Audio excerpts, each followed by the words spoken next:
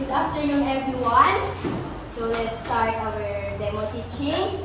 May I request everyone to please stand and let us have short prayer.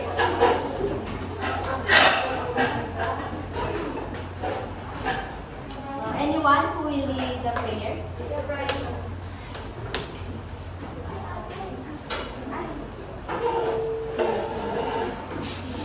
Tayo po at manalangin. Panginoon, maraming salamat po muli sa araw na ito. Binigay sa amin at sa buhay na patuloy ninyong binibigay sa amin at pinapaiwan. Nawa ikaw na po ang magpatawad sa anumang pagkukulang po na nagawa namin sa ito. Sa activities na ito, nawa ikaw na po ang tumulong sa ka-classmate namin upang sa ganun ay iwanag nila ng maayos ang kabilang topic. At naway bigyan ninyo din po kami ng knowledge and wisdom na maintindihan ang bawat topic na i-discuss ng aming mga kapatid. Patawarin po ninyo kami sa anong pagkulang at ano pong sala na nagawa namin sa inyo. Ito po ang aming dalangin sa pangalan ng Jesus. Thank you, Miss Mario. Bali na tayo po. Bago tayo mag-start sa ating topic for today, meron lang tayong ilang classroom rules na mangyayaring gawin natin sa demonstration natin. So everybody read classroom rules. Raise your right hand if you want to recite. Encourage each other. Stay on your group and participate. Please observe silence and practice being kind to everyone. Enjoy learning. Cell phones are not allowed unless you are told to do so. Talking to your seatmate with a loud voice is prohibited. Ayan, thank you. So, sana intindihan natin ang ating classroom rules at sana i-apply natin sa ating talakayin ngayong araw. So, bago tayo magsimula sa ating lesson, meron lang tayong warm-up activity. So, do you want to play? Yes. Ayan, may magbibigay sa inyong markers and then bond papers kung saan dito nyo isusulat ang mga sagot. At kung nakikita nyo dito sa side ng ating board, mayroon tayong scoreboard. So, mayroon tayong 7 groups, 3 grupo sa math at 4 na grupo sa science. And then, every score ay may equivalent points.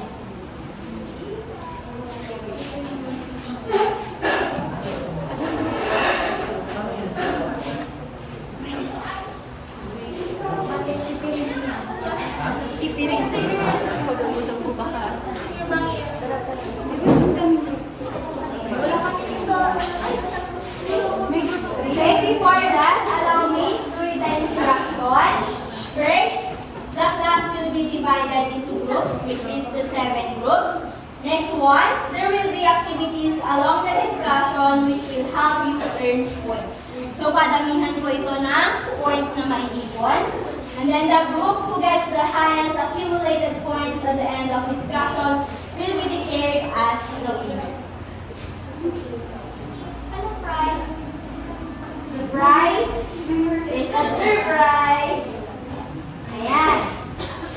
Mag-start na tayo sa ating warm-up activity.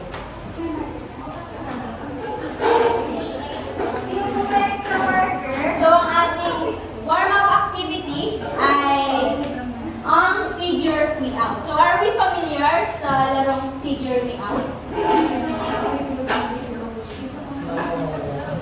Before that, paki-close po ang mga books natin para ma-enter natin ang discussion na ito. Thank you. So, the demonstrators will show pictures, then you will try to figure out the words hidden in them. After the give time, answer sheets should be raised. The groups who got the correct answer after the given time will get a corresponding point. So, may i-flash kaming picture and then may timer siya, 10 seconds. After that 10 seconds, pwede nyo nang erase ang ating answer board. Hindi po ito pabilisan, kundi dapat tamang ating within 10 seconds. Okay? May group po ito? May group? Are we ready? Yes, we are. Okay.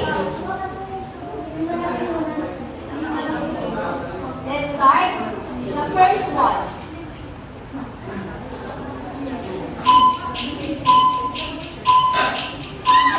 Uy, dapat na! Wait lang! Ay. Okay, raise your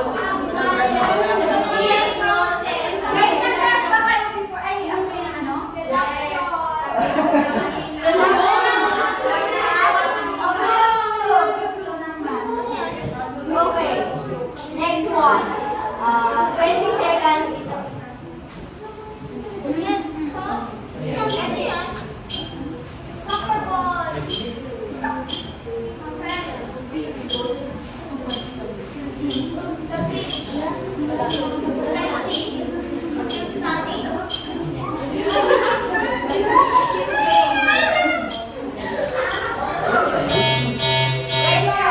The correct answer is landscape.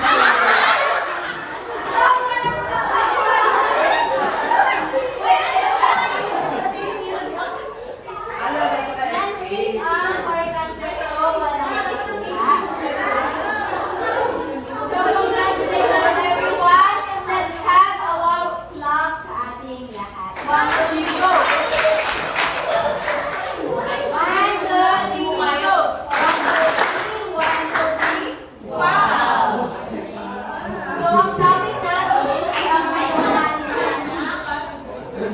topic natin ngayon ay the changing global landscape of 21st century trees. So at the end of the lesson, we will able to identify the different changes occurring in the global teaching learning landscape. Next one, identify the 21st century life and career skills for learners and teachers.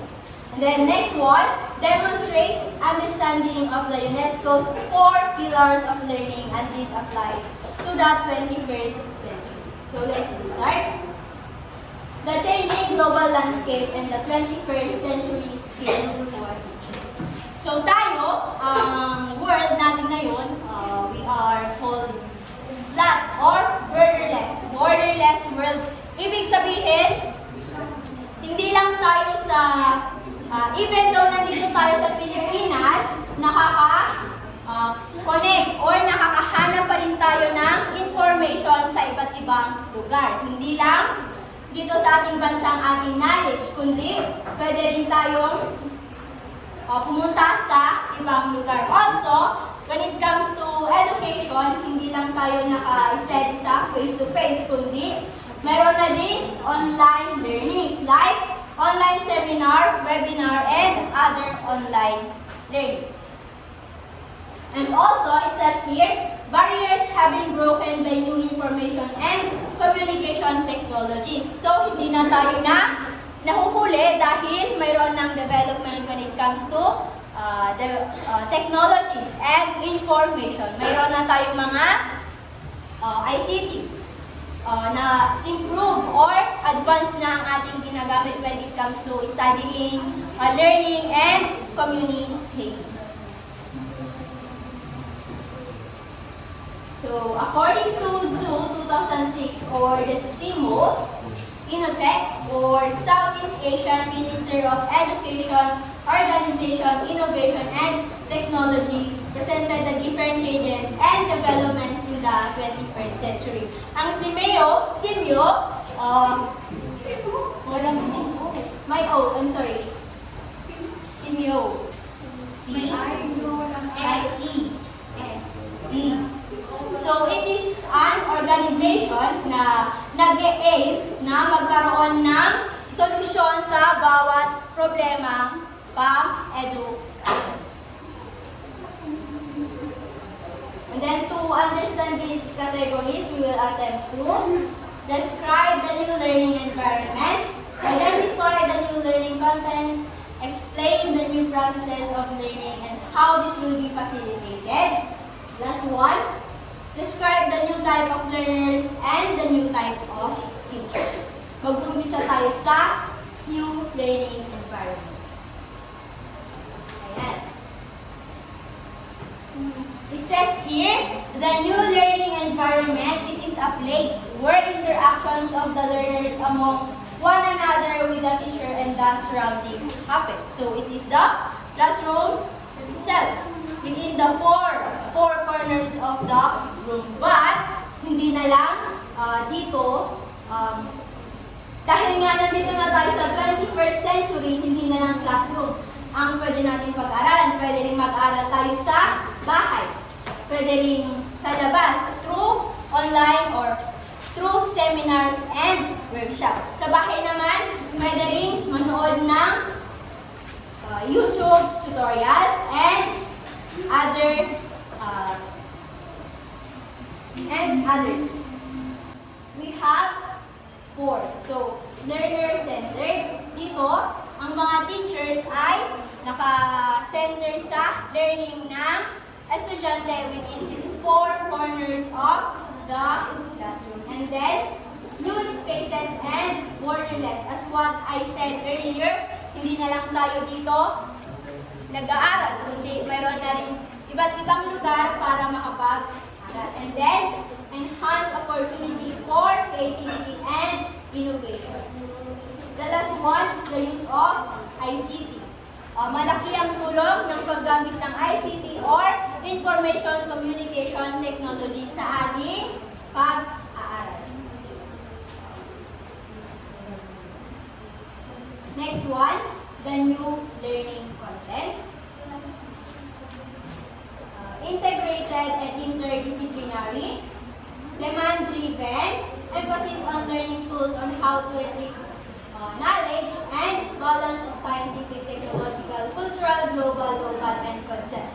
Ito naman ay tinutukoy na yung mga concept or yung mga subject matter na inaaral or tinuturo ng mga teacher at inaaral ng mga students. For example, hindi na lang knowledge, hindi na lang nagfo-focus sa knowledge ang mga teachers kung magtuturo sila, kundi mayroon na din tinuturo na skills, iba't ibang skills. Like for example, kapag science ka, hindi lang science, related sa science ang dapat na matutunan mo or ituturo mo sa mga estudyante mo. But, pwede na rin siya mai-apply sa iba't ibang subject like for math, may kinalaman na rin siya. And yung mga napag-aralan natin sa, like for example, sa English, maaari natin i-apply sa iba't ibang subject matters. So, that is the new learning contents.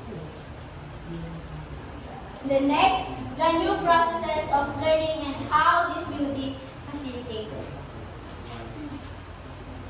So, dito, bago natin i-discuss ang new processes of learning, mayroon ulit tayong isang activity na kung saan matetest ang ating thinking. So, it is by group ulit. This activity is called decoding. Dito, paunahan naman sa pagsagot. Hindi na patagalan, hindi pabilisan.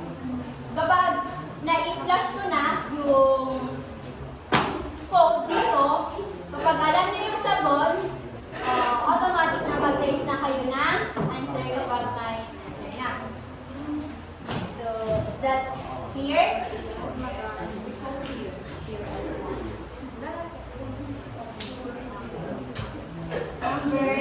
First. So, this is the type of the decoding. Yung mga letter may katapat na answer. Let's have a trial. Trial. First one.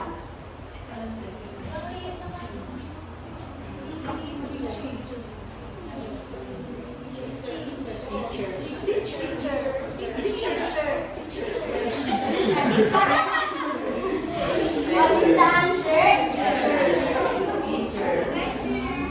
Teacher ba? Teacher ba yan? Yes. Sure? Yes. Yes. Sure na. Pinapagbago sa inyo?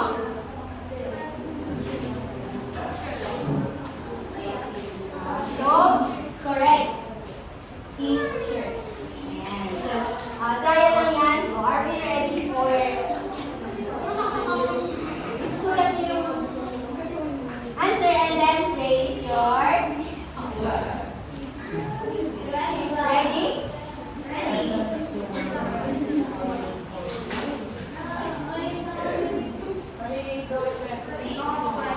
Kapag A naman, number 1, kapag Z, 26. Okay, let's try.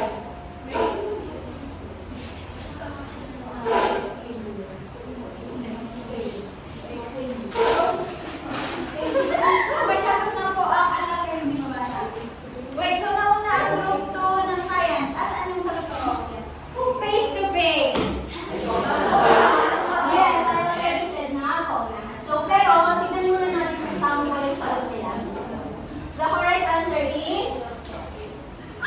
face-to-face.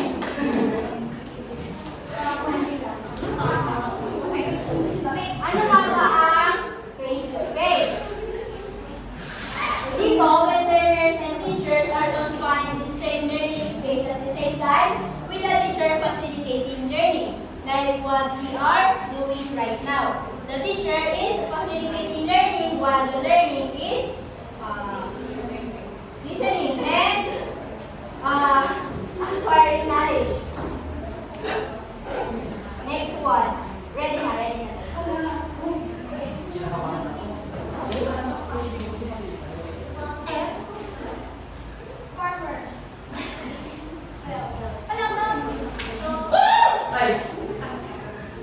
Sige, may sagot na po ang group 2. At group 4, sino ka muna?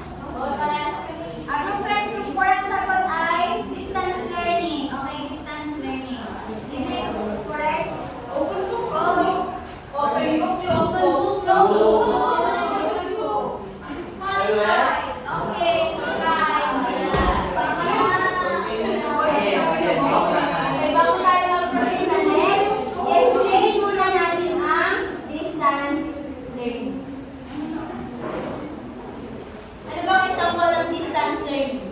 Nung pandemic, distance learning bang ginawa natin? Yes, distance learning. Mayroong modules na naka-print at nag-online class din. So, dito sa distance learning, it can be synchronous or asynchronous. Okay, next. Next one.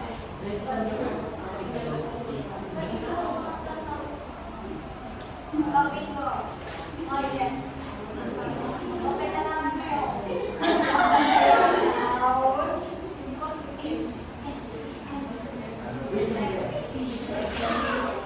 Okay, may sagot na kayo.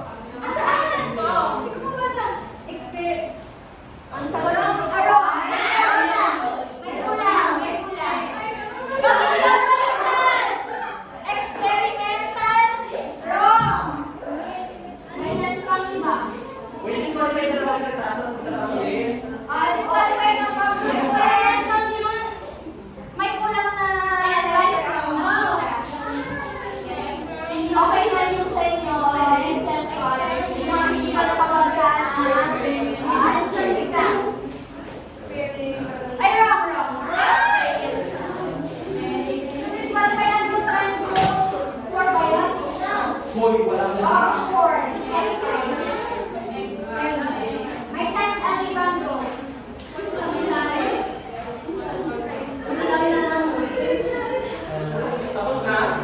Wala pa. May kami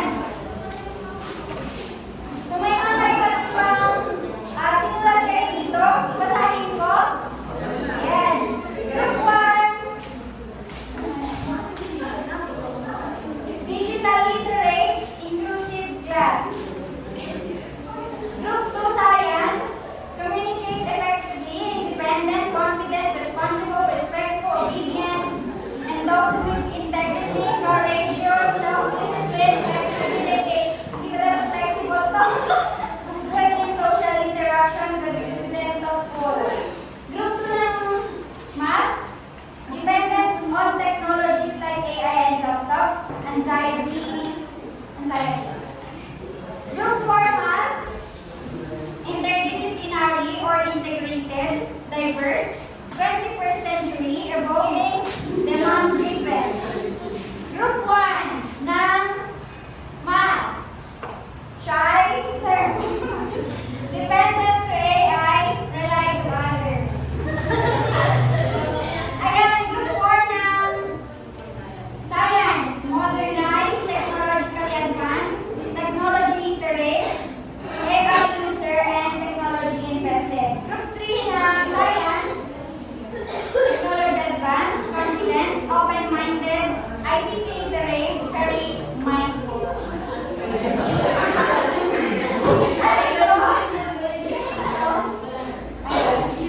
Okay, so tignan natin kung yung mga sagot nyo ay meron dito sa i-discuss ko. Ayan, so first, we have pakibasa. Pakibasa, everyone.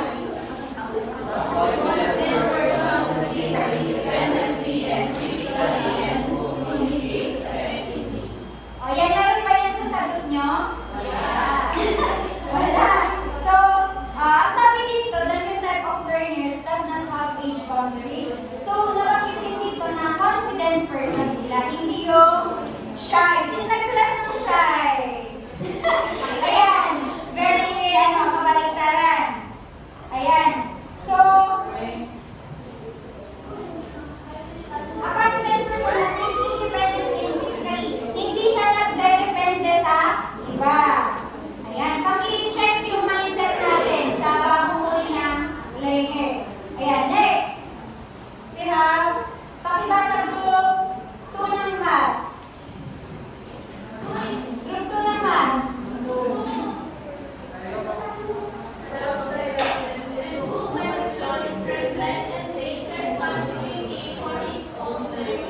Self-directed and who questions, very curious siya. Hindi siya yung kung ano lang yung present sa kanya, yun na lang yung tatanggapin niya. Kundi siya yung estudyante or tao na magre-research pa dyan. May mga katanungan sa isip niya, kaya magtatanong lang niya kung ano ba talaga. Ganon.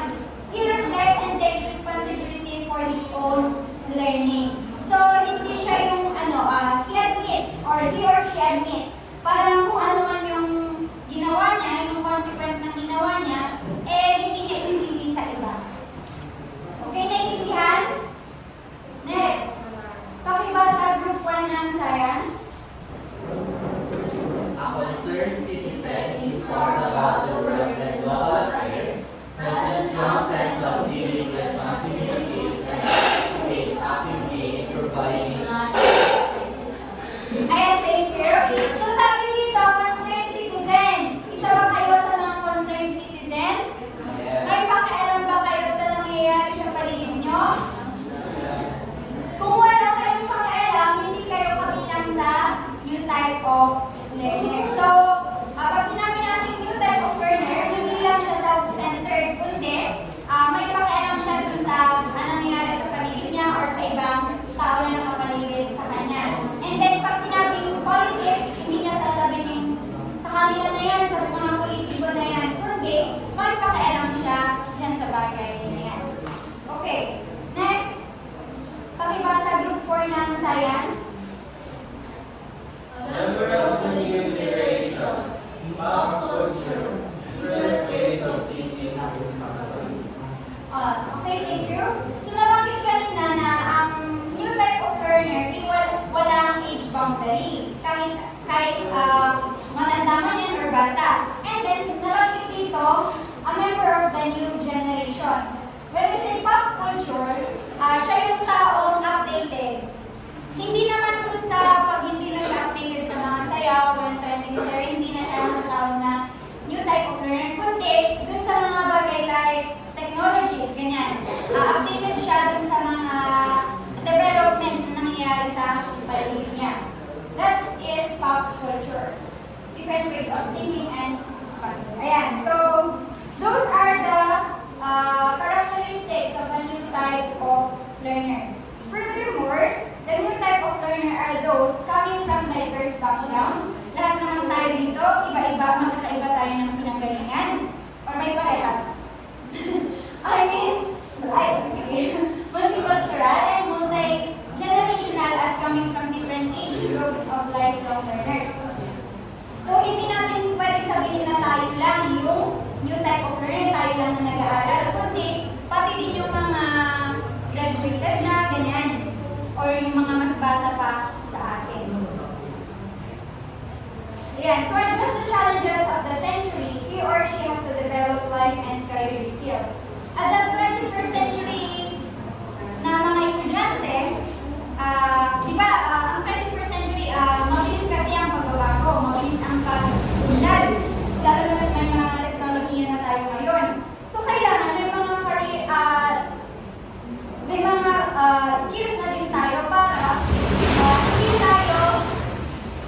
hindi tayo mapag-iwanan sa mabilis na pagbabago. Ayan. Okay, first we have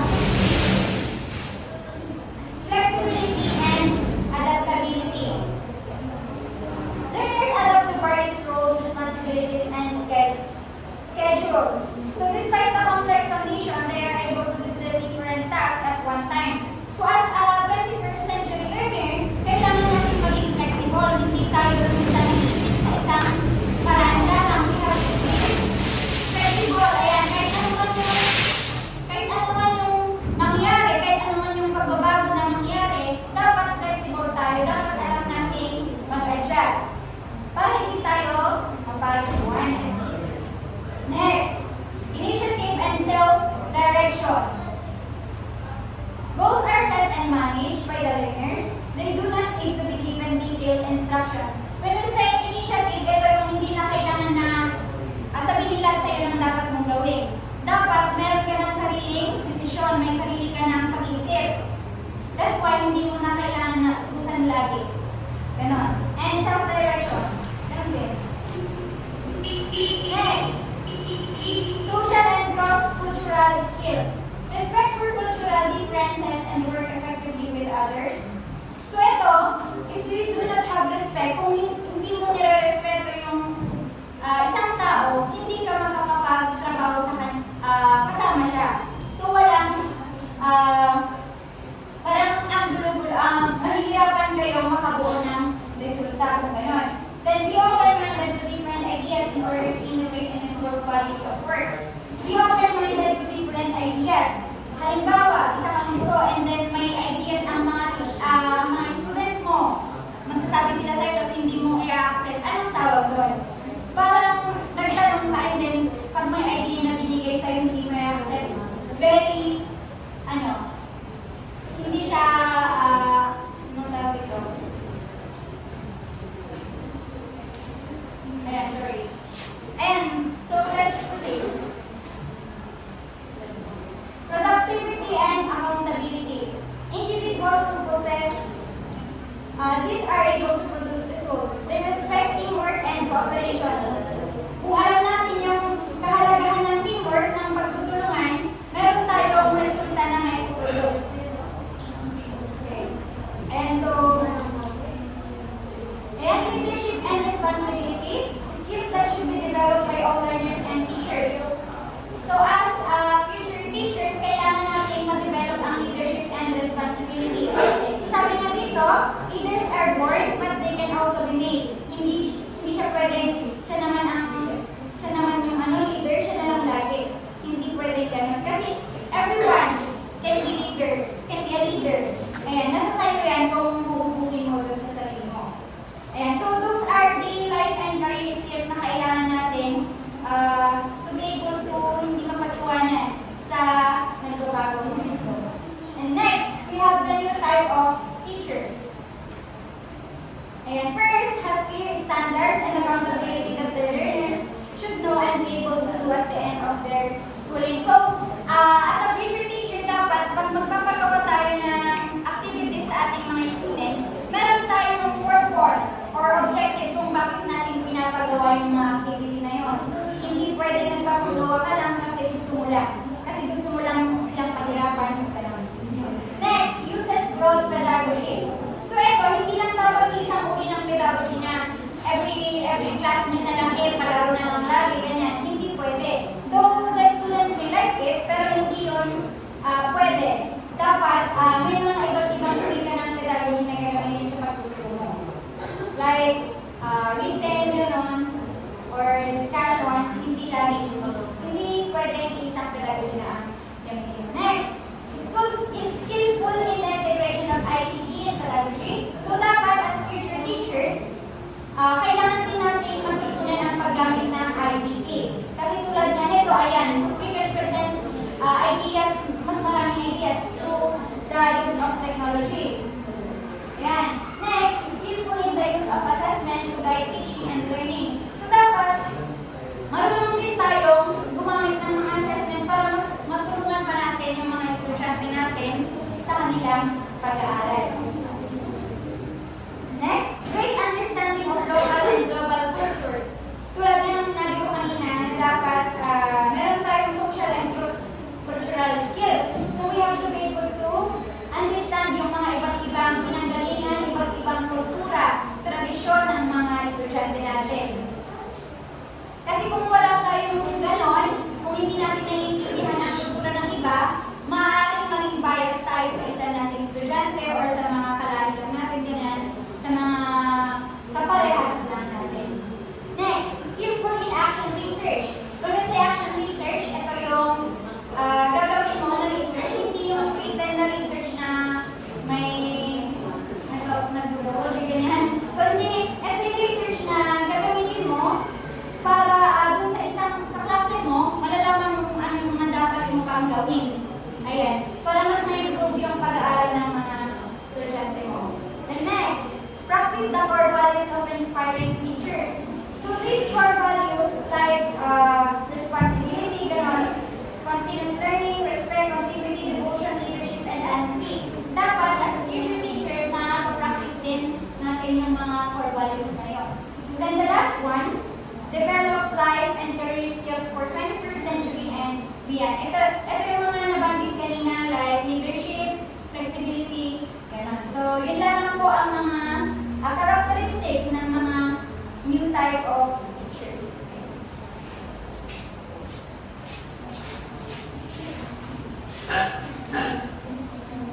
So, next naman is UNESCO's 4 pillars of learning from the report.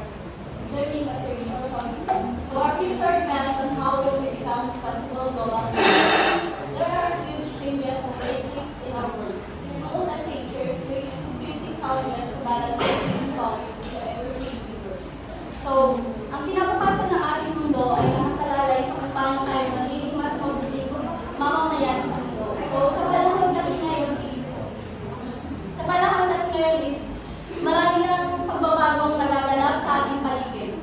Malaki ang tungkulin ng paaralan at guro dahil hindi lamang sila nagbabahagi ng kaalaman sa kanilang estudyante, kundi inihahanda din nila ito ang mga mag-aaral para sa isang hinaharap na puno ng hindi tiyak na pagbabago. So, may dalawang aspeto na dapat natin bigyang pansin. Yun ay ang unchanging and changing values. So, ang mga bagay na hindi nagbabago ay dapat na manatili. While yung mga bagay na hindi nagbabago is kailangan bigyan ng solusyon ng mga guro para kailangan nila harapin at bigyan ng solusyon so para makasabay sila sa pagbabago ng mundo.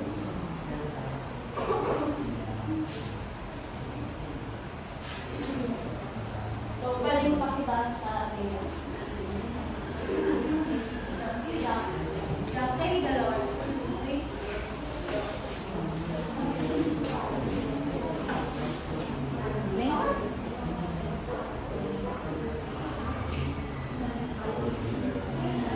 Jacques Delors wrote a report for the UNESCO entitled Learning the Treasure Within. It was because he believes that within each child lies a treasure.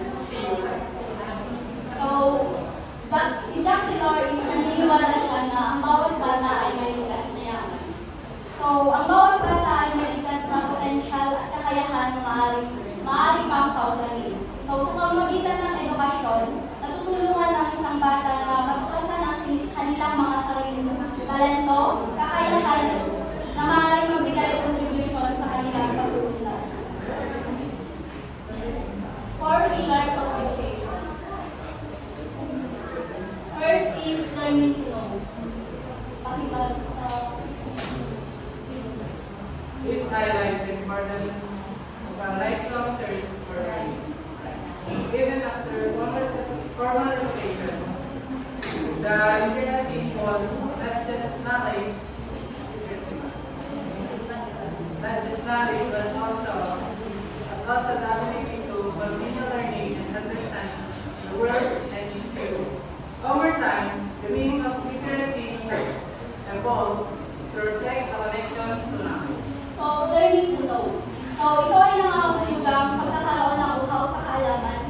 Ito ay kakayahang matuto sa buong buhay. So, for example, now you as a future educator or student, hindi porket natapos na natin itong 4 years course natin, mas titigil na tayo sa pag-aaral. Mahalaga ang lifelong learning para sa ating personal na paglago sa mabilis na pagbabago ng buhay.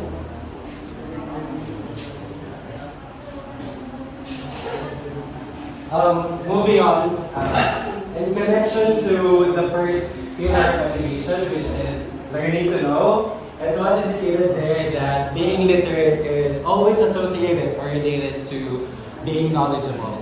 But how do we really define literacy, or how do we know that someone is literate? Anyone? Ano? Yes, please.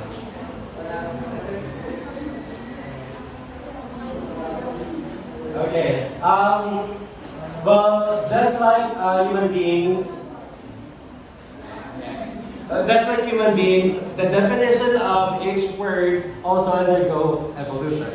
Let's take a look at the timeline that we have here presented. So we can see that there are differences in the meaning of the words as the years went by. Back in 1958, we had literacy was just about reading and writing.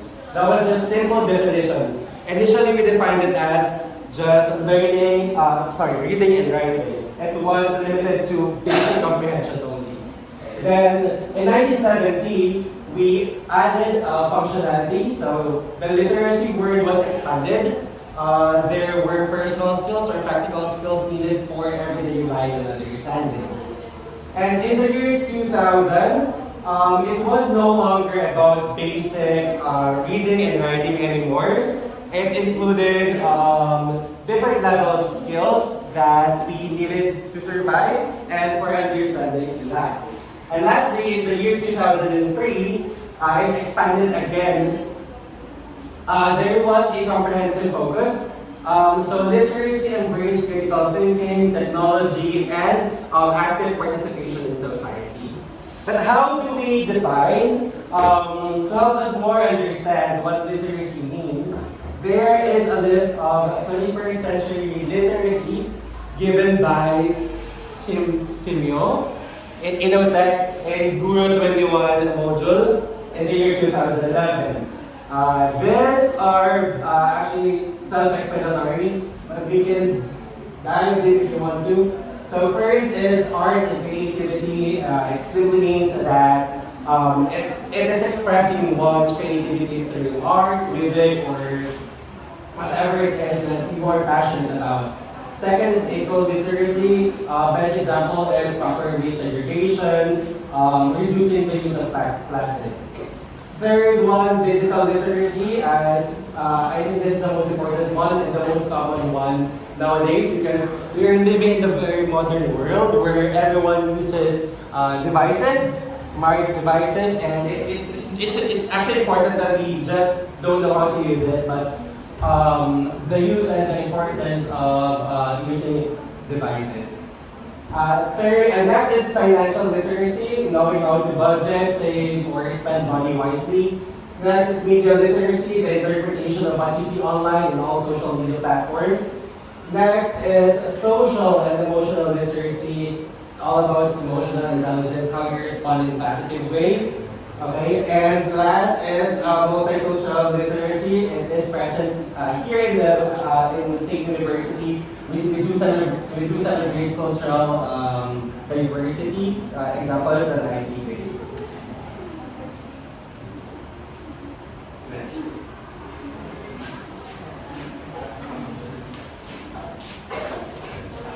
So next, we continue the 4 pillars of learning. So first is learning to do. Can anyone please read the definition? Anyone? Mama Lady, can you please read it? This emphasizes the equal importance of knowledge and skills, stressing the application of knowledge in practical situations. Learning by doing is highlighted as a key method. This emphasizes the practical application of knowledge. This as a teacher, dito is hindi sapat na alam mo yung may alam ka lang na bagay. Dapat alam mo yung bagay and you put an action to it. For example, is the classroom management. Alam mo bilang isang guro, alam mo na ang classroom management ay napaka-importante sa pagtuturo. So, dapat alam mo mag-implement ng strategies and rules sa loob ng classroom mo upang ma-manage mo yung mga estudyante mo. And upang magkaroon ka ng positive learning environment. Next is learning to be. Miss Kayla, can you please read this, please? This focuses on personal development, including self-knowledge, self-esteem, and the cultivation of skills creativity. It's about becoming a well-rounded individual. So in this focuses on personal and professional development. So here, nag-focus tayo sa self-improvement bilang isang guro. So bilang isang guro, marunong tayo mag-reflect sa ating pagtuturo sa araw-araw and dapat marunong tayong tanggapin yung mga opinions and feedbacks ng mga bata sa atin and whether positive man ito or negative. And last is learning to live together. Miss Ice, please read it. This pillar focuses on building positive relationships within a community, promoting peace, prosperity, and respect. It emphasizes developing interpersonal skills for harmonious coexistence. In this focuses the importance of collaboration, respect, and harmonious relationships in globalized world. For example, is the communication with the parents of the students.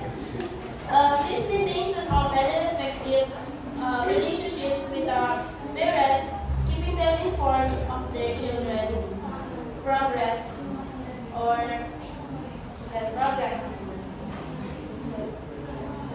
So these 4 pillars are interconnected and they cannot function effectively without the others. So to be a successful 21st century teacher, we should practice skills self-awareness, personal growth,